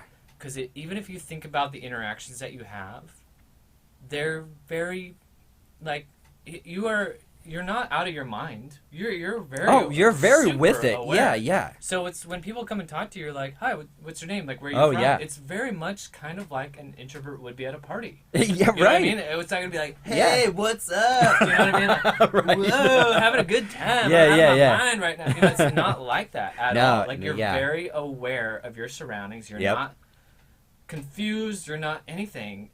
You're almost hyper aware, and and like I said, the respectfulness of the place. I think that people like us and the people that are drawn to that thing, it's like, this is the one time a year I can, chicks can wear pasties over their boobs and wear a thong and not have to worry about some like, asshole dude who's just like making sly comments about your ass. Right, like, or being an asshole and like groping or whatever, exactly. It's all like, like we were just saying, like, yeah, some like half naked girl could be dancing with you, and you're more like excited that you see someone having a good time. Exactly. More than you're, like, right. turned on. Or anything. Right. It takes the sexuality out of it. Yeah. And that is such a wonderful thing to, you know what I mean? Like, breaks down the walls of, like, I could probably just even have, like, a quick... I could go and compliment this girl on her outfit and not have her think that I'm, like, trying to make a move on her. Yeah. You know, or whatever. And I forget where I'm... yeah, like I said, like, I think extroverts kind of live more in that world. And that's just how they are. And I think for introverts, it's nice to open up that door and really let the guard down and be part of like this big thing, but then also kind of go back to your own world where you're more comfortable and be okay. You know, but like having that release and that need was something that, like, even though I did it last year, after this year I was like, oh, I had almost forgotten like why I had such a good time last year, and that was a big part of it. Like, beyond the music, beyond even like my friends and everything being there, it was just this self-healing thing that I needed to remind myself, like, things are good. For me to be able to come out here and enjoy this, I obviously put in a lot of work. It was expensive, the journey, but everything was worth it because I came home and I had a couple of like weird readjustment days, but then since then I've been much easier. I've been very relaxed, especially at work, which is a stressful place. And I've been like motivated. I've been like sending out my resume for other positions. You know what I mean? I've been like talking to people about moving around. Like, it's awoken something in me that's just like, oh, you're not stuck. You're moving. You know what I mean? Like, I almost feel it like you rekindled the fire. You know, it's like you took a branch or something, you took that poker and you just like reorganized things and just like rekindled the fire, reignites the fire within you, and just like, all right, yeah, life is good, you know? Like, even me, like, I subscribed to like a bunch of political shit on YouTube. I'm like, I don't even want to watch this shit anymore. I don't give a fuck about this. This is like bringing me down to a level I do not want to be at. And a bunch of shit, I'm just like, I'm done with this. Like, I don't need this in my life. Like, this is just noise that's distracting me from good. Like, it's distracting me from like living a good life. Yes. Because there's a lot more positivity and goodness out there than what's being presented on YouTube or on certain Reddit, Reddit subreddits and things like that, and blogs and shit like that. It's like, put all that aside. Right. There's so many other good things to like put your attention towards, and like exactly. And it just fueled my fire. Like, I'm looking forward to next June, to the next EDC. Like, I'm looking forward to that immensely. I'm gonna save up money for it. I'm gonna be much more prepared for it. That's like just such a fun thing to even look forward to. You know, like, I enjoy having fun things like that to look forward to, and I just cannot wait. But I can't agree with what you just said about introverts. Oh my god, like 150 million%. And that's even the thing too, like, when you spend time with like 150,000 people, as an introvert, you need a couple of days to decompress. Even with your friends, you know, you're all in a house together, right? You know, even though you get your downtime when it comes to sleeping, but it's like, as an introvert, you need your alone time a little bit. So it's like, it's good to have those decompression days. So I'll be even more prepared next year. And god damn, I can't wait. But yeah, such an amazing event. Like, I think even sober, I think you can go to this event and have a fucking awesome time. Especially if you're really into the EDM scene. I'm like, now I'm just like looking up all these DJs. Like, I'm like, I love this guy. This guy's awesome. This dude's good. I'm gonna check him out. I think I'm a bass head. I'm gonna go become a headbanger. Who knows where? Right. You know, I'm gonna next year we're all gonna be I'm gonna be split up. really prepared. Like, I'm even thinking about like, should I do like a known totem for myself? Like, you know, like with the when you go out to the desert, you have that little flag or something. Like, should I just have a little flag with me on my backpack, That'd be great. just so you can? Oh, there's Sean. He's over there. That's a funny idea. Yeah, I yeah. like that. Just have like a little neon flag or something. Yeah, next above. year we're all gonna be like, okay, I'm gonna be here. You're Right, here. right. Like, I definitely love being in a group with people, like going to one DJ, just having a good time. We're all enjoying it. But now I'm just like, I know I'm going to have like certain DJs I'm going to have to see. Well, that'd be great too, because like when I brought up Getter, I was like, well, I'm going to go see Getter, but everyone was like, oh yeah, let's go see him. So like, all right, cool. You know, like it'll be like that, you know? And he was awesome. Yeah. I'm a new fan, you know?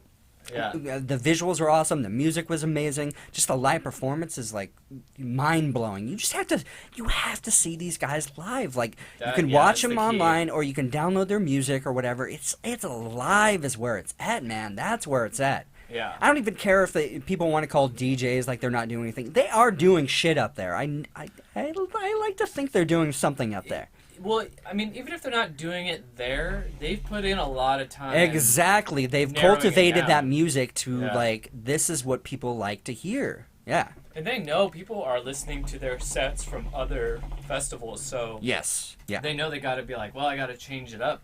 Right. You know, because this is a once-in-a-lifetime thing for these people. And then obviously they're going to be listening to it from hereafter, but it's like... They're trying to make themselves too, so they want to go in there and give the best thing possible. Like exactly. We saw a DJ do a shitty job on the main stage last year, and he wasn't even there this year in any capacity. I mean, it could be a number of things, but like it probably mattered. Yeah. Meanwhile, we saw last year OK was in the bass pod. Well, this year is at Cosmic Meadow, which is a much bigger stage. Yeah. Marshmello was at Cosmic Meadow last year. He's on the main stage this year. So it's like, that's cool coming back and seeing some of these guys, like, they've blown up in the past year. Now they're doing these, like, main stage sets. Like, oh, I want to see what he's got this year, you know? Yep. Or you're some, like Flostradamus was, like, a complete unknown to me, and that was one of my favorite sets. Me too. What was great about that one, too, is we were all there for it. We were all together. I think that's really, for me, I'm like, we're all here together. Yeah, and it just really made it. Like, I had such a good time. And then Little John came out. That was so crazy. And we'll never talk shit about Little John. I said it there at the event, but I will never talk shit about Little John. He was there, in person, there, and doing his thing. And he just... Shot, all that shit. He didn't make it about him, either. No, it was just about hyping everyone up. Exactly. Not like DJ Khaled, who I guess came out, and I watched the video, too. Yeah. And totally shit the bed. And it's like, dude, you don't even know where you're at. No bueno. That sucks. No bueno. Which I'm glad I wasn't there for that, because I would... I don't want to see... I don't want to see someone crash and burn. You know, I just want to have, like, a good time. Exactly. Yeah, you don't want to be put in that frame of mind, you know. Yeah.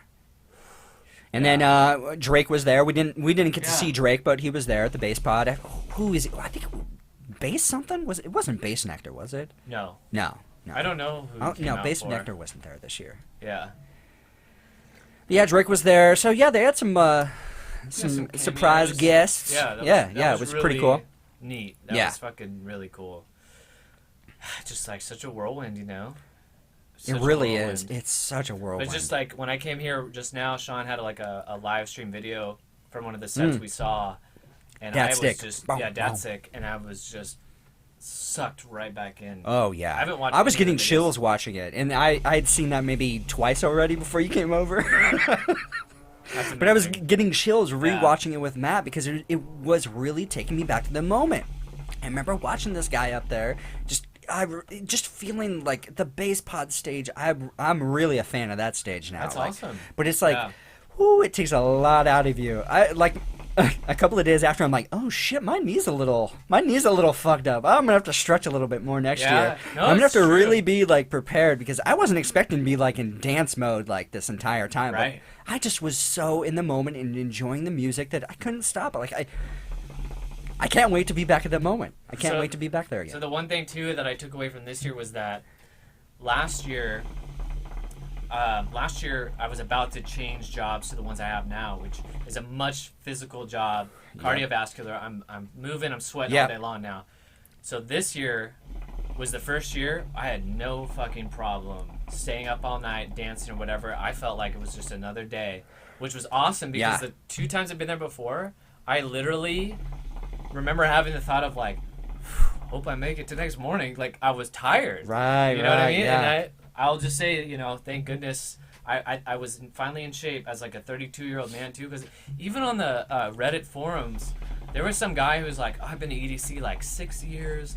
I think I've outgrown it. You know, he's like, I'm 30 years old now. And I'm like, bitch, you're just out of shape. Like, yeah, motherfucker. He was like, I was so tired. I had to go sit down a bunch and all this stuff. And I'm like, dude, you're just out of shape. Yeah, like, that's it. I can say that I'm in shape, and I never had, you know, it was nice to sit down, of course, when you were. Oh, yeah. But this was the first year I was like, I have no problem staying up all night and being up all night, and it felt really good. And I'm like, I'm gonna keep doing this as long as I can hold out. You know? Exactly. Yeah.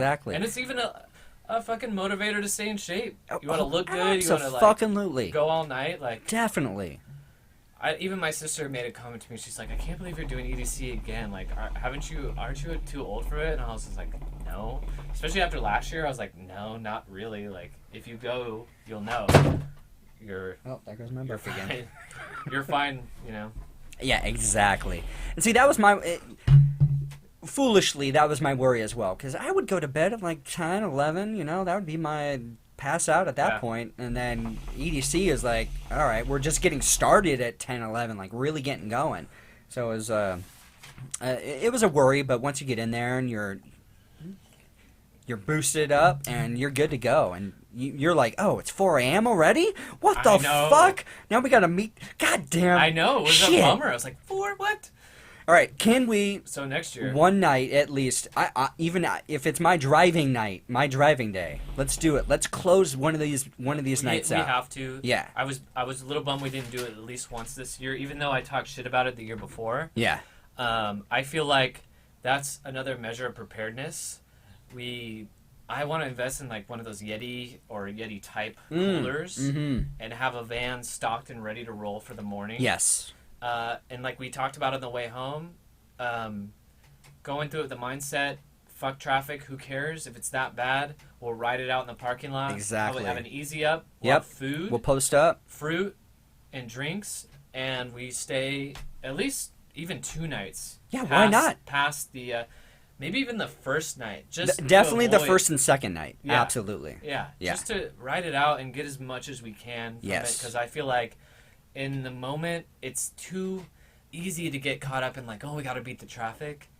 Fuck the traffic. Right. It's going to be there. You know what I mean? Like, that's the mindset I wish I had leaving this last time. Because it's like, enjoy the sets while they're there. Do the sunrise thing. Absolutely. Go sleep it out. You're going to sleep it out. You're going to have plenty of time to sleep. Plenty of time. So why not just really live it out and then come back the next day? Exactly. Yeah. I already have plans, man. I already have plans of maybe having 2 Camelbacks, one for drinking, and the other I'll have they have an attachment for a squirt bottle.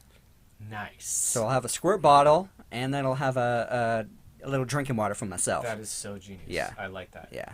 You gotta get one of those Camelbacks like mine. Oh, yes. Like fucking gallon of water. Yeah, Whatever dude. it was. All right, Matt Whitney. We were like, where's Matt at? Like, it's taking him a long time at the water.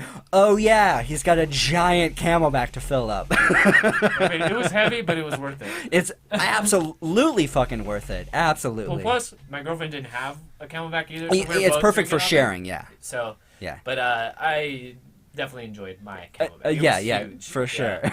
But I love that idea. Mm-hmm. Have a little squirt, giving someone a little mist. Exactly. Our friend had an idea for a totem that sprayed water out, and I'm like... I've already been like kind of brainstorming, like, how could we do that? That's got to be... I hope he does it. It's got to be doable. I feel like there's a way to do it. Oh, absolutely. Yeah. Oh, I also had an idea. Yeah. Don't steal our ideas, people. No, you can steal this idea. Oh, okay. Have a super soaker locked and loaded in the car. No, listen, in the car. Oh, okay. So when people are driving past the shoulder, just to relieve your own stress, shooting water at them. Okay, Maybe the perfect. windows are open. Yeah. Squirt, or water balloons to throw at them. Yes. In the moment, you're fucking pissed at them that they're getting, because you know they're gonna cut ahead of you, and just relieve that stress to hang your head out the window and throw fucking water balloons. You know, no damage done, but. Yeah. Fuck you. You tag them, you're like, whatever. I got it. You know? Like, how funny would that be? You're sitting in traffic and there's water balloons, like, flying past you. Like, even the people themselves would probably get a kick out of it. All right, dude. Yeah, next year, definitely. That GoPro. I might even have a good GoPro, too. So I'm going to write that down, actually. So by that time... Please, yeah. Notes. We should GoPro this entire journey of 3, 4, 5 days, however we are long out... at, Las Vegas, EDC, that whole area. It'd be great to have like a good video, just like comprise it together and have like a good, I don't know, just like a 4 or 5 minute mashup of the 3 days of craziness and insanity. And if hopefully we have the same crew. We might have like hopefully a couple extra people. I would not doubt having some extra people next year, yeah. Yeah, like there was a couple people that didn't come this year that were great too from the year before, but I feel like we'll be a little bit more comfortable with all each other, so we definitely get like a podcast in. Oh, for sure. At least even on our way there. Yeah, for sure. All right, so I want to talk about just real quick about the third night. This one dude, he jumped out of his car and he was actually guiding traffic, and it was the first time. No, that was second night. Oh, that was the second night. Okay. Or second night coming in the morning. Okay, leaving EDC. So this guy, he's way behind us. He gets out of his car and he's actually guiding people, and it's actually working. It's actually moving at a steady pace. And all it took was one dude getting out of the car to guide traffic. That's all you need. I regret not taking a picture of him. Yeah. And then not offering him a water or something. Offer, yeah, right. I wish I would have. A high five at least. He was really doing, and all he was doing God's is like work. letting the cars go one at a time out of 3 different lanes, and that was the biggest problem at EDC.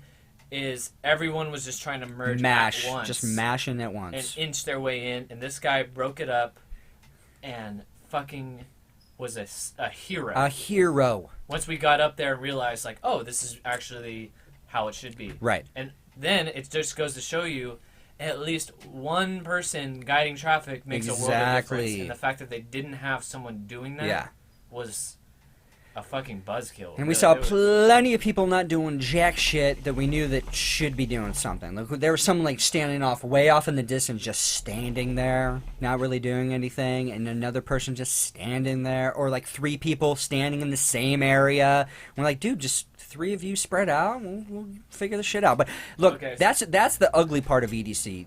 Is the traffic. Is the traffic. Other than that, once you get into the event, it's phenomenal. It's such a great event.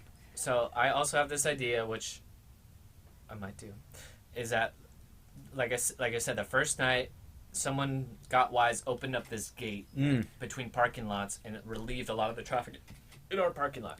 So the next night, of course, they had someone standing guard, not letting anyone do that. Right. So my idea, which I brought up then, was like, we bring a chain and a lock that we're fine getting rid of, and we calmly, a couple of us, 3 of us, one person to talk to the person there, the other 2 opens the gate. Obviously, the person's going to freak out a little. Yeah, right. We just talk him down. We're like, look, this is happening right now. It's not your fault. Yeah, it's not your fault. We overpowered you. We did whatever. Yeah. We open the gate, then we chain it open so they can't close it. And then we fucking make our escape. And we say sayonara to this chain and lock, and apologize to the person. Maybe even hand them a bottle of water in a $5 spot and be like, look, sorry we did this. Chill. And we'll throw the keys like way off the... If you can find them keys, you can close this gate. Yeah, I feel like doing it, but we're leaving. Yeah. Or we have our own reflective vest, too, where we're like, hey, you got to go work whatever fucking thing. I think we might have to do that. I think that's genuinely a great idea, unless they actually follow through, because I know the dude, what's his name, Pasquale? Pasquale, yeah. He said that there's some big changes coming ahead, so we'll see what EDC 2018 as a backup. Absolutely as a backup. And then also, if we're like still vibing, we stay for the sunrise sets. Yep. We're still vibing. We all put on the reflectors. We all just spread out. We just help. We just spread out. We just start like guiding people. Like, it doesn't take much to do it. So yeah.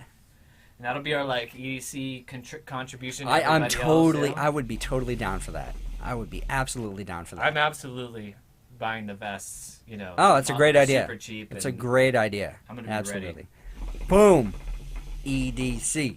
So if you're listening to this, comment with your suggestions. You were there. Yep. What else did we miss? I mean, come on. Like, people were parking in different parking lots. We were in the blue lot. Yep.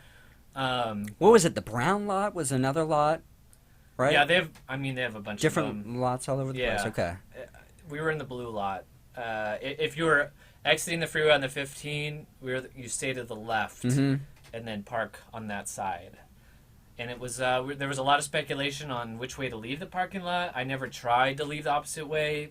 We probably maybe could have got, but it was such a gamble. Who knows? Yeah, it's a toss-up. It was hard being the driver, too, with so many people, because it was just like, I don't want to take all these risks with everybody. You know what I mean? I felt that. I totally get that. I totally get that. And I think that's what even drove a lot of people to, like, drive on the side of the road, you know. It's just like they're under pressure, other people in the car, and they're just like feeling obligated, like, oh, I gotta get us there, so let me cut in front of these people and feel like I'm doing something, but even though they're fucking shit up.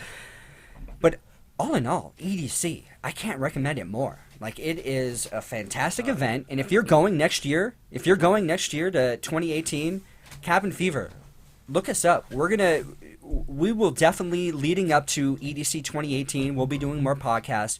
We'll let you know. I'm sure, I don't know about the totem. I'm assuming Kylan and Katie and maybe you, and I would love to have some input. Like, if not, we'll let you know what our totem is, and you come find us, and we'll have a good old time at EDC. Yeah, Please come find us, or we're definitely going to be at some meetup at some point. I would hope so. Definitely want to do the Reddit meetup, and I also wish I would have, at least on the corner of our totem, put the little Reddit EDC logo, just to next year. Shout out. Exactly. Yep, now you know.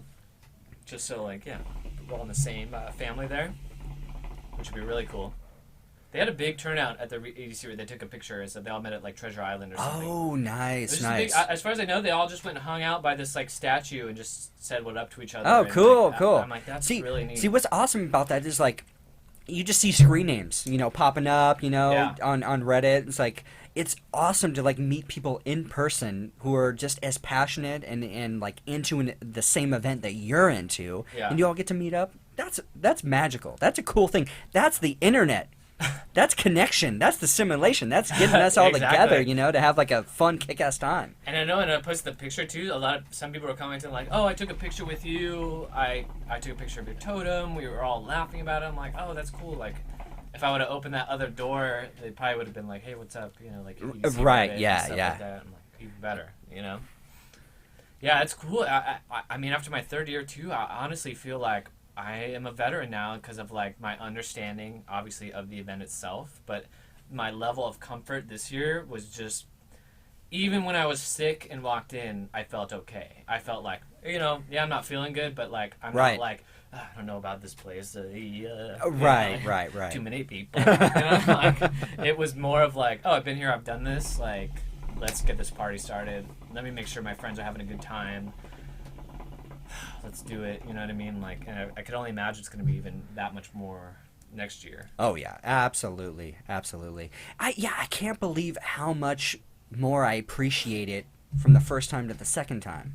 It's just crazy. Right? It's really crazy. That was me last year too. Yeah. And like I said, next year it's even going to be on a different level. And to me, man, it's about the people you're with. Like, to be honest, like we had a good crew. Like, I really appreciated everyone that was with us, and like, Jason showed up. It was great to have Jason there, another EDC veteran. So it was great to have him there with his horse head on, proudly bobbing his head and having a good old time. It was just it's such a fun event. Yeah. Oh my God. Yeah. It really did make it for me that you, Jason, and Bill were there. Because last year I was kind of like tagging along. I had such a fun time, but like there was I had a really great time this year. Yeah. Like, Good. It was the next level. Oh, yeah. It's definitely next level for me.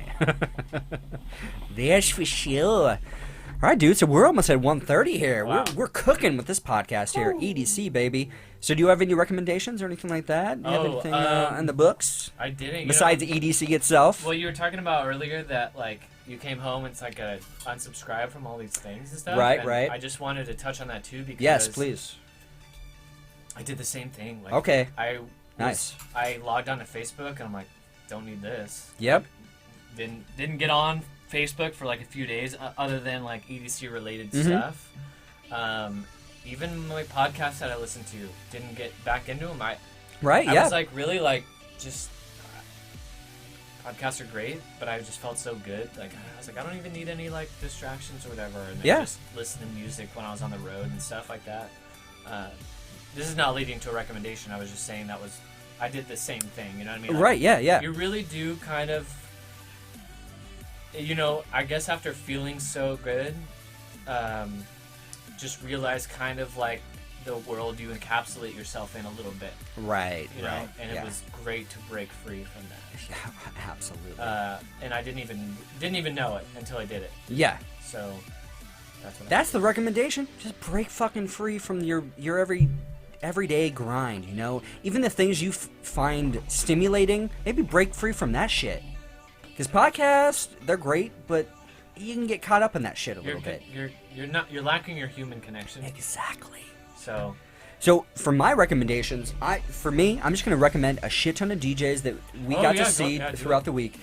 So, day one, the first guy we saw was San Holo. Holy shit, this dude is awesome. He was great. He was a great introduction, to reintroduce me, oh fuck yeah, EDM. Here we go, baby. We're back in it.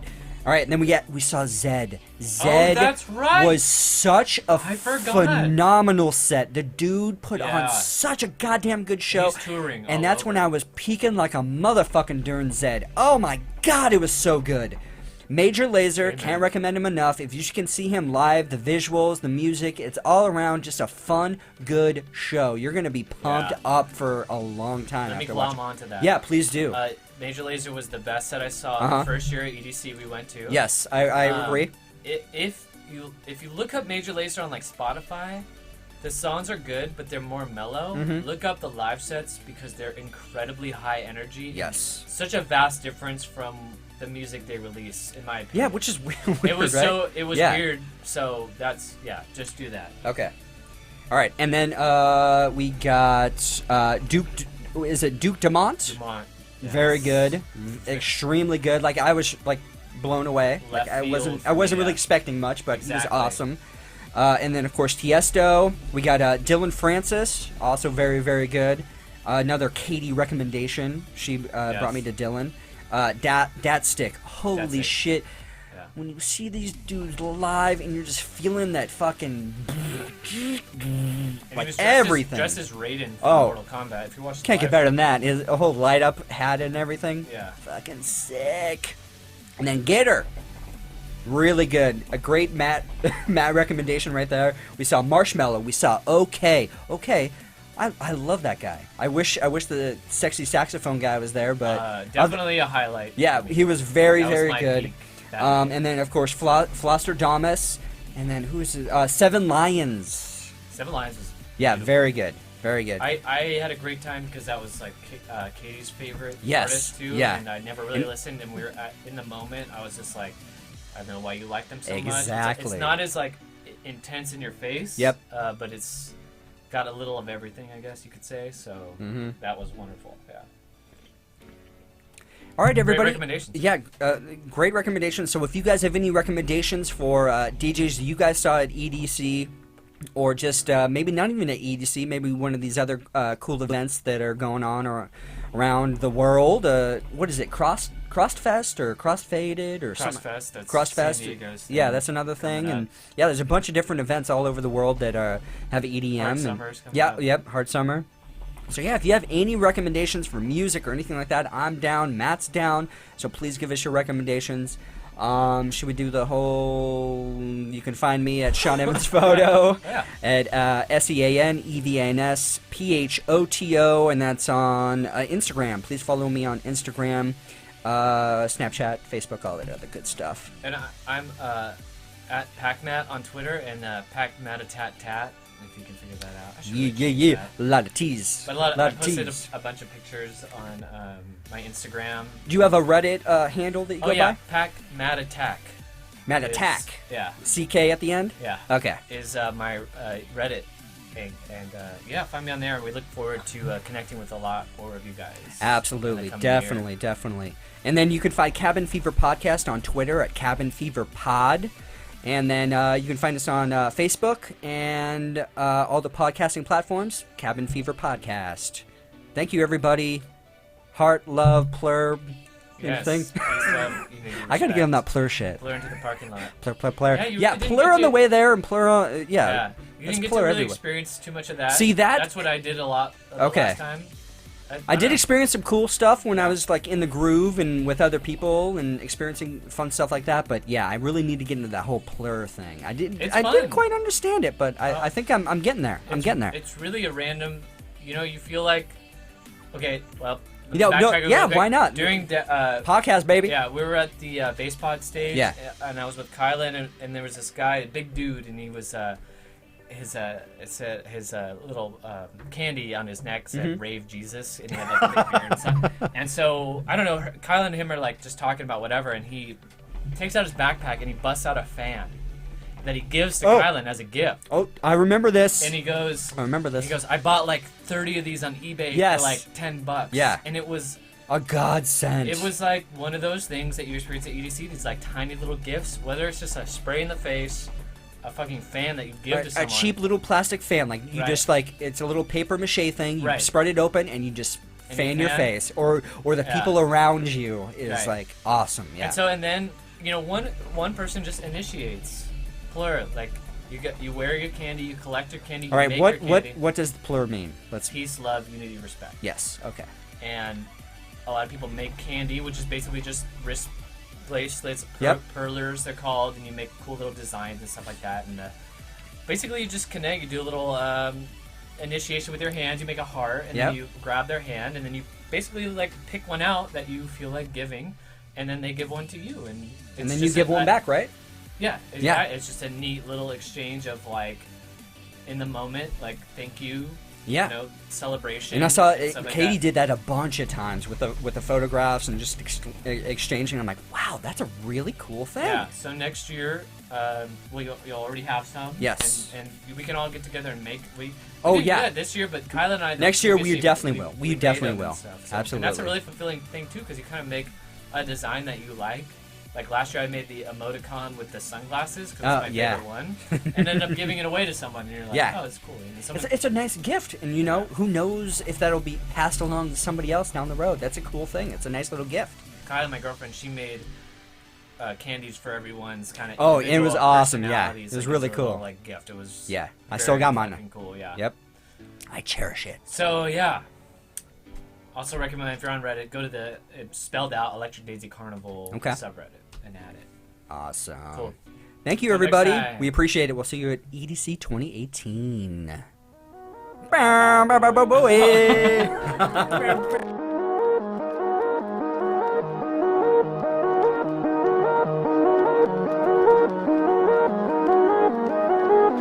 a lot like you. Pictures in my room.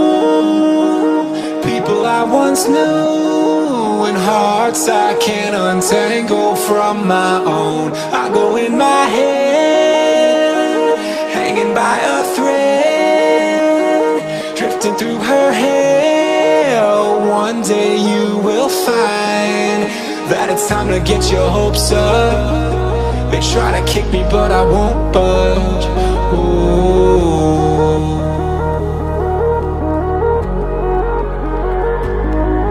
But there's nowhere left to hide long. A masquerade with the lights on. Ooh. It's a feeling that I can't explain. Don't look down, everything will be fine for you now. And don't look down, everything will be fine for you now. And don't look down, everything will be fine for you now.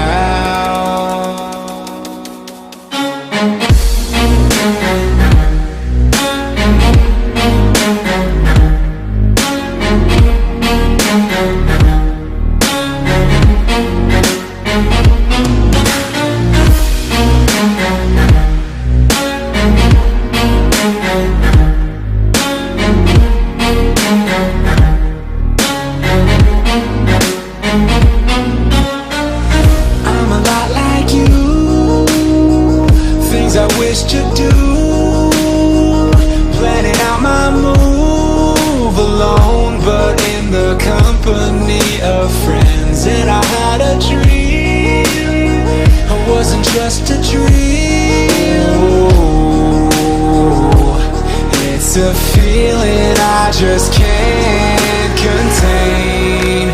Don't look down, everything will be fine for you now. Don't look down, everything will be fine for you now. Don't look down, everything will be fine for you now. Don't look look down, everything will be fine for you now.